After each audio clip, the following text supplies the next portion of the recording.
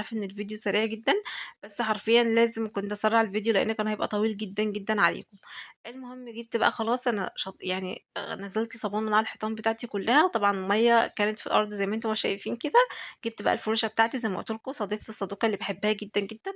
أخدت بقى الأرض رايح جاي، رايح جاي، ما سِبتش ولا مكان حرفيًا غير لمّا نضّفته كويس جدًا، جدًا، جدًا، وحطيت طبعًا شوية مسحوق عشان الموضوع يبقى فيه رغاوي كده، وباحب أنا الحاجات دي أوي، أوي، أوي يا بنات، وباحب إن ريحة كمان الريحة بتاعة يا بنات اللي هو الأوكس بتبقى حلوة جدًا، جدًا في البيت، وجِبت بقى الفوطة بتاعتي يعني بُصّي أي حاجة عندِك قديمة استخدميها، وابتديت إن أنا ألِم المَيّة بقى الموجودة بقى بالمسحوق، وبُصّوا أنشّف بقى وألمّع وأخلّي الدنيا زي الفل بقى حرفيًا، ولا ريحة النضافة يا بنات أقسم بالله ريحتها حلوة جدًا، جدًا. طبعًا أنا عندي